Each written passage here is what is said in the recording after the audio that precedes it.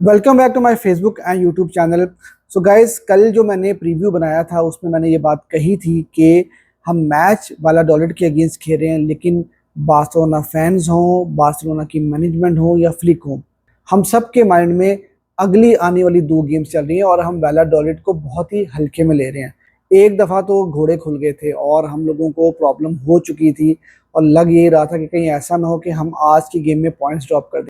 देखो, ये तो एक्सपेक्टेड था कि हम इस गेम में चेंजेस करेंगे, लेकिन मैं ये एक्सपेक्ट नहीं कर रहा था कि इतनी सारी चेंजेस फ्लिक कर लेंगे। और मेरे ख्याल से थोड़ा सा उन्होंने ओवर थिंक कर लिया और उन्होंने कुछ ज़रूरत से ज़्यादा ही चेंजेस कर दिए, स्पेशली अटैक में। फ्रंट थ्री में स्पेशली हमारा कोई भी मेन प्लेयर आज नज़र नहीं आया, जिसकी वजह से बार्सिलोना को प्रॉब्लम हुई थी।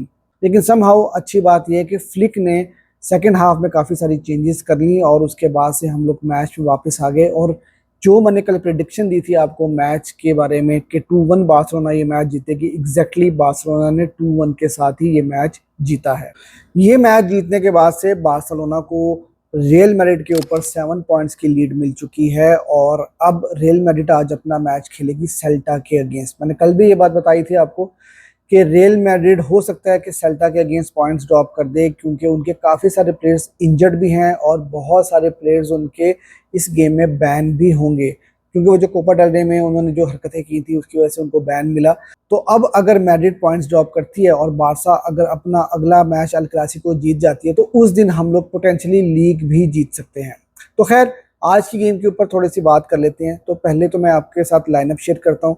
यह लाइनअप में जो कल मैंने आपको बताया था एग्जैक्टली सेम डिफेंस लाइन थी।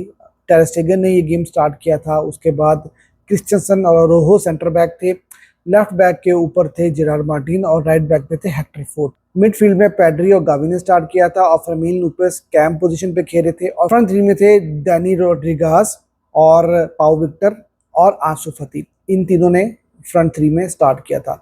अब देखो यार, हमारे फैंस का जो मूड है ना वो भी गेम के साथ साथ चेंज होता है। जब पैड्री ये मैच खेल रहे थे तो उस टाइम सब लोग ये बात बोल रहे थे कि यार पैड्री को रेस्ट करा देना चाहिए था क्योंकि इंटर का गेम आ रहा है। लेकिन फिर एकदम से हम 1-0 डाउन हो जाते हैं तो फिर सब ये बोल रहे थे कि नहीं यार, रफीनिया को भी लेके आओ, लामीन यमाल को भी लेके आओ, इन सबको लेकर आओ। तो हम फैंस भी सिचुएशन के साथ जो है वो अपनी थिंकिंग चेंज करते हैं। तो खैर, गेम स्टार्ट होता है और गेम के पहले 10 मिनट के अंदर ही बार्सिलोना गोल कंसीड कर लेती है। मैं टर स्टेगन को यहाँ पर ज़्यादा ब्लेम नहीं कर सकता, क्योंकि डिफ्लेक्शन हुई थी और बॉल जो है वो किसी तरह से लूप होता हुआ गोल के अंदर चला गया और टर स्टेगन जो है थोड़ा रॉन्ग फुटेड ज़रूर हो गए थे। लेकिन ये था कि उसके अलावा अगर टर स्टेगन के बारे में बात की जाए तो उन्होंने ठीक ठाक जो है वो गोल कीपिंग की आज की गेम में। एक दफ़ा तो वो 1-on-1 सिचुएशन में भी आ गए थे, लेकिन उन्होंने बहुत अच्छा सेव किया और बार्सिलोना ने जो है वो सिर्फ एक ही गोल इस गेम में कंसीड किया। अब जब गोल पड़ जाता है बार्सिलोना को तो उसके बाद वैलाडोलिड जो है ना वो बेसिकली बस पार कर देती है और बहुत ही कॉम्पैक्ट डिफेंडिंग थी उनकी। मिड ब्लॉक और लो ब्लॉक उन्होंने बनाया हुआ था और बहुत ही नैरो डिफेंडिंग थी। कई दफ़ा ऐसा हुआ कि लेफ्ट साइड हो या राइट साइड हो तो वो ओवरलोड क्रिएट कर देते थे, वो न्यूमेरिकली आपके प्लेयर्स को आउट नंबर कर देते थे, जहां पर बार्सिलोना प्लेयर्स को मुश्किल हो रही थी और बहुत ही फिजिकल गेम जो है वो वैलाडोलिड ने ये खेला। तो हमारे जो प्लेयर्स थे उसमें स्पेशली जो फ्रंट थ्री थे वहां पर हमारे पास फिजिकलिटी इतनी ज़्यादा नहीं थी, तो हम लोग उस फिजिकलिटी को मैच नहीं कर पा रहे थे। ऐसा नहीं कि हमने चांसेस क्रिएट नहीं किए, हमने चांसेस भी बनाए। पाउ विक्टर का हेडर भी गोलकीपर ने रोका, एक दो शॉट्स भी जो है वो हमने ली जो कि गोल नहीं हो पाया हमसे। लेकिन ये था कि समहाउ हमारे पास फ्रंट थ्री में इतनी अच्छी क्वालिटी नहीं थी कि हम लोग गोल स्कोर कर सकते।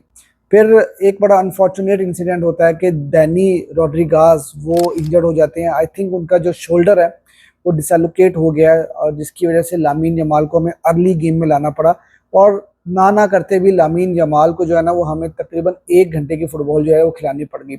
लामीन यमाल के आने से ये था कि राइट विंग पे मूवमेंट होनी शुरू हो गई थी और हमने थोड़ा सा उनको तंग करना शुरू कर दिया था। लेकिन ये है कि वैलाडोलिड को कहीं ना कहीं आपको क्रेडिट देना होगा कि उन्होंने बड़ी कॉम्पैक्ट डिफेंडिंग की और लामीन यमाल को ज़्यादा मौका नहीं दिया उन्होंने कि वो लामीन यमाल अपना जादू दिखा सकते, जो कि उन्होंने इंटर के अगेंस्ट दिखाया या रिसेंटली वो थ्रू आउट द सीजन जो है वो करते रहे। लेकिन ये था कि लामीन यमाल के आने से जो है ना वो डिफेंस खुलना शुरू हो गया था। 1-0 के साथ फर्स्ट हाफ खत्म होता है, लेकिन सेकंड हाफ के अंदर हमें काफ़ी सारी चेंजेस करनी पड़ती हैं। हम रफीनिया को भी लेकर आ जाते हैं और लाना बनता भी है, क्योंकि गोल स्कोर हम लोग नहीं कर पा रहे थे। और सेकंड हाफ के अंदर हम लोग सिर्फ रफीनिया नहीं बल्कि डैनी ओल्मो को भी मौका देते हैं, उनको भी कुछ मिनट्स मिलते हैं। उसके अलावा एरिक गार्सिया को हम लेकर आते हैं, फ्रैंकी डियोंग को लेकर आते हैं। मैच के बाद जो प्रेस कॉन्फ्रेंस हुई थी वहाँ पर फ्लिक ने ये बात कही थी कि हमारा प्लान था कि हम एक हाफ पैड्रिक को खिलाएंगे और सेकंड हाफ फ्रैंकी डियोंग को खिलाएंगे, और उन्होंने कहा था कि हमने पहले से प्लान किया हुआ था, तो फ्लिक को पता था कि वो क्या कर रहे हैं। तो सेकंड हाफ में रिबाउंड के ऊपर रफीनिया का एक बहुत ही कमाल किस्म का फिनिश होता है, और रॉन्ग फुटेड फिनिश था, राइट से वो फिनिश करते हैं लेकिन बहुत अच्छा फिनिश करते हैं। रफीनिया इस सीजन के अंदर अगर हम उनके नंबर्स देखें ना, तो उन्होंने अभी तक 31 गोल स्कोर कर दिए हैं, 22 असिस्ट वो ऑलरेडी कर चुके हैं। तकरीबन 50 प्लस गेम्स उन्होंने खेली, 52-53 गेम्स उन्होंने खेली हैं। लेकिन रफीनिया ने आज भी बार्सिलोना को जो है वो कम बैक कराया। उसके बाद 5 ही मिनट के बाद बहुत प्यारा कट बैक करते हैं जेरार्ड मार्टिन, और बहुत ही कमाल की फिनिश होती है फर्मीन लोपेज की, और हम 2-1 से अप हो जाते हैं। बारसा कहीं ना कहीं फिर गेम को मैनेज करती है, गेम को बहुत अच्छे से कंट्रोल करती है। एक दो कुछ चांसेस बनाए ज़रूर थे वैलाडोलिड ने, लेकिन बार्सिलोना के डिफेंस ने समहाउ उनको रोक के रखा।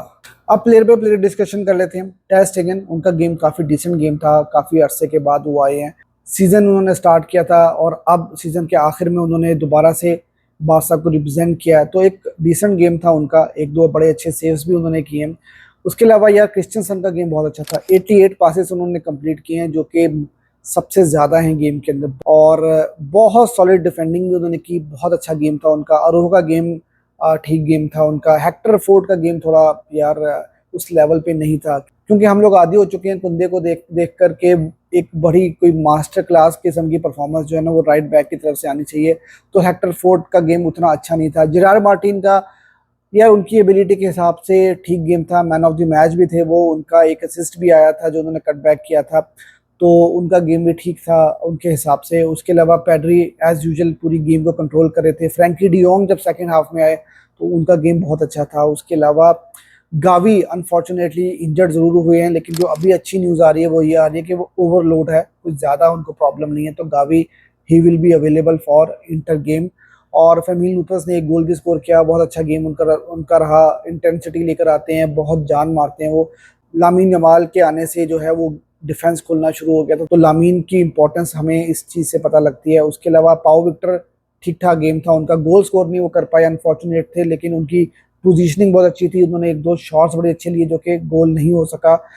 आंसू फती, यार आंसू फती जो है ना वो मतलब ये था कि उन्होंने एक दो शॉट्स जरूर लिए लेकिन कुछ फ्रस्ट्रेटेड भी नजर आए हैं। लेकिन यार मुझे लगता है कि आंसू फती का टाइम ना अप हो चुका है, अब बारसा शायद उनको नेक्स्ट सीजन में नहीं रखेगी अपने साथ।